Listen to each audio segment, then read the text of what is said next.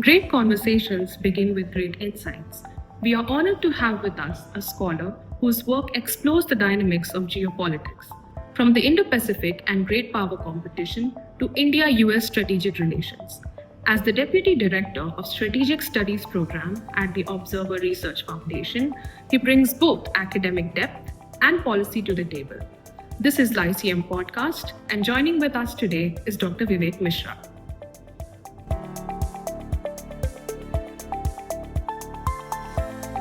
Welcome to the Lyceum Podcast, sir. I'll straight dive into the question. So, my first question would be that during your visit to Columbia University, what was that one lesson or that one experience that has changed your view in how you see strategic affairs? It's a tough one because I think it's been. I'll caution that with two notes. One is one of the things that from an Indian perspective, when I went to a foreign university, it was the first time, the accessibility to your teachers, I think that marked a different ball game altogether, in the sense that you had a different level of access and a different level of response. And I'm not here in any way saying that the Indian system is bad, or it's just different. And I think that is what was more important for me. It was very responsive in many ways. Indian system, of course, now with your generation, I think things are as good here as in Columbia, in many universities. So I think in terms of a global standardization of both intentions of the students, objectives of the students, there is now a definitive change in the Indian education system as well. But when I went there, I think the responsiveness one and the accessibility too, I think those stand out. So, you have written extensively on US foreign policies, on India-US defense cooperation, and the great power competition. So, we understand that India's strategical priorities have changed over the years.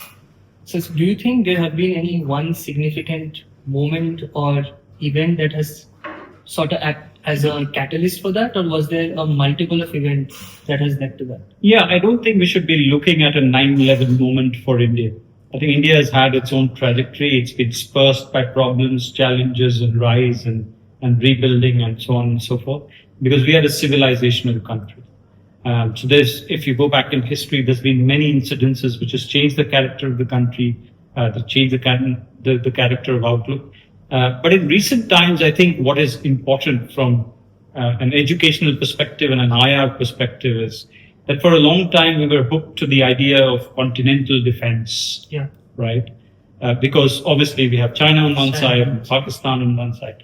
Increasingly now, for the last decade and a half, 2 decades, we're now seeing that open up the maritime space. And I think that has not just reflected in the country's approach in terms of national security, but also in terms of educational interests of people looking to these maritime avenues to be able to shape their thinking as well as the thinking of the world. It has become more upfront to the people, I believe. Absolutely, it's become more palpable. It's become, because the moment it also has entered the national security discourse, it has also entered the educational discourses. Therefore, you see more books, more literature on these topics, in terms of how these ideas are more palpable, and we shouldn't be stuck to these homegrown old ideas of continental defense. While they remain important, two threats remain very considerable. But I think as your national capacity and purchase increases, as a country, you're more willing and you have more political intent and ability and resources to be able to spend on enhancing these outlook. And that percolates down the level to the level of students, to the level of security, to the level of army, to the level of political discourse, and so on and so forth. So the third question, rather a question that also came from our juniors, more of an advice, is that we as young international relations students, we hold a certain misconception about global politics. We haven't seen the fleet, we don't know that. What do you think would be one of the significant misconceptions that we should get rid of over time while we are studying IR? So I think what is when you study IR, obviously the canons are important, right? The old canons are very important. I would say, I wouldn't call it a misconception, but I would suggest that if there is an advice that I can give to the younger folks, is that your readership is going down. Right. Yeah. Take care of that. I think reading is important as much as writing. And everybody develops their own habits, but reading is very important. Figure out a time to read at least something before you go to bed. And if as a generation your readership goes down, then I think your thinking ability shifts. And I'm not saying here in a bad direction or a good direction, but I think overall it's a shift in your thinking. So it's for you to assess whether it's good or bad compared to the older generation. But I think reading is important. So that's one advice. Misconceptions, if there is one, I would suggest that India, I don't know if it's a misconception, but the fact that the younger generations like you and the generations thereafter will emerge to see India as a great power. Right. Which we, probably when in my next 2 decades, if I'm around, I'll be able to see that. But I think as a generation that is very active, working, living it, writing, you will be the generation that will see India rise as a great power. And I think that's going to be the most consequential. Because my older generation of my parents saw India as a poor country. Yeah. My generation is seeing India as a developing or a to be developed. Your generation and thereafter will be the generation, the defining generation that will be in the developed great power. And I think that is going to have some impact on how they think vis-a-vis how we think. So as you mentioned that reading is something that has significantly gone down in us younger generation, and I accept that. But sir, what would be a few books that you would suggest, books that might have influenced you a lot when it comes to becoming a strategic affairs scholar? See, I think the canons are obviously important. If you go to E.H. Carr, or if you go to the realists, go to the... what I would suggest here is, in terms of books, pick the books that challenge your thought, that you don't agree with, right? So read the newspapers that you think don't align with your thought. And I think that is where the greatest challenge is. I, as a reader, has always done. If I align to the left thought, I have read right. If I align to the right thought, I have read left on certain issues. And I think that challenge to reading is important more than just reading. Because if you read books that aligns with your thought, you feel happy and you go back home. But unless and until you challenge your thought, I think it's important. So from that perspective, from an IR perspective, if you're a realist, go and pick books starting from Woodrow Wilson to all the liberal tradition books. Recently, if you're a liberal scholar, if you have a liberal bent of mind, go and pick scholars by, in contemporary times, you have Stephen M. Watt, a great mind, Harvard professor, Graham Ellis, again, he has given the theory of the Thucydides trap, vis-a-vis US and China, good mind. You have E.H. Carr, as I said, is important. You have the constructivists who are very important. So it's for you to decide what to read, but always try to challenge your thought. Now, let me recommend 2 or 3 recent books that I think are crucial. One is Yuval Noah Harari. I think he's a great mind in terms of how human evolution has taken place. And I think it's good to understand that even from an IR, not from a purely IR perspective, but from an IR, broader humanist perspective. One of the books that I would recommend in recent times is The Chip War by Chris Miller.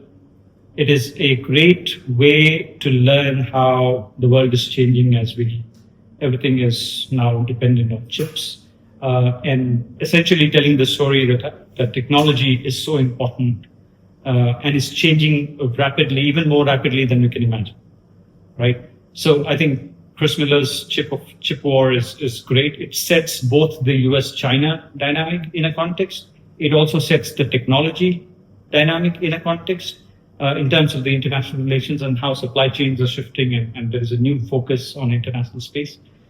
So yeah, I think Chris Miller, if you want to, and there's a great phenomenon out there, which is Trumpism, right? Everything is now defined by Trumpism. Trump takes a decision, the whole world, Trump sneezes, the whole world catches a cold. If you really want to understand Trumpism and the origins of Trumpism, you should read When the Clock Broke. It's by John Gans. It's a fascinating book on the origins of Trumpism and its impact on America. Thank you so much, sir. Thank you. These has been very great recommendations, and we will try to put them up and to our younger students and to us as well, so that we continue reading them. The last question before you leave, sir, would be that if you and I were to have this conversation, let's say 10 years from now, what do you think would be the one significant thing that will change in Indian foreign policy that we as students would be surprised to think about right now? See, if you and I'm assuming you're an IR student. Yes, sir.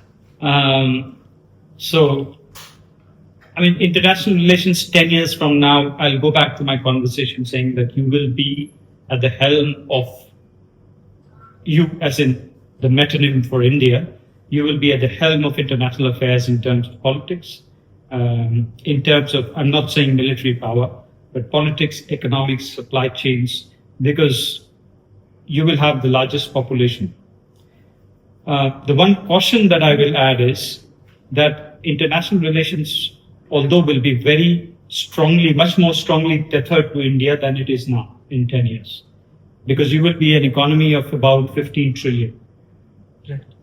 That 15 to 17 trillion, that itself will be a heavyweight economy, a heavyweight consideration for international relations. So you already have signs of what is happening, which means Europe is looking to the east, America is looking to the east. China is of course rising, but its growth has stagnated. India is the only country among the large economies that is growing at 7.87, above 7%. If you keep that stagnant for a decade, which I think it will, then you will have a further bent of Europe to Asia, particularly India, a further outlook of Americans to India. I think you will be moving towards becoming the power center in many ways of the world, and reversing the course of international politics in many ways through history when you were a civilization. But that's a heavy prediction to make. I think what is also critical is the caution here are two or three. One, the demographic advantage that you have now will have shrunk 10 years later. So right now you're among the youngest countries in the world. 10 years later, your population will be declining. The average age of the population will be somewhere around between 35 and 40, which is not great right now you have 27, right? So your average age, you will be an older economy. Your fertility rate has dropped, right? So you will not have as many people as you have now because you have a shrinking population. Those are the challenges 10 years from now. So while you have the opportunity to build a great economy because of your demographic dividend, economic structure, the major power status, you will have these challenges in terms of managing your demography, managing a shrinking population, and that will have its impact, second and third order impact on the labor economy, right? So there are some positives to look forward to, and there are obviously some negatives to look forward to. But hopefully let's focus on the positives and move forward in the 10 years. Yes. And one final thing, in 10 years, I will have gray hair, you will still be young. Thank you so much. Yeah. I'm sure you'll be young as well, sir, and we have a lot to learn from you. And thank you so much for giving us this time today here in the ICM podcast. We really appreciate you coming here. Thank you so much.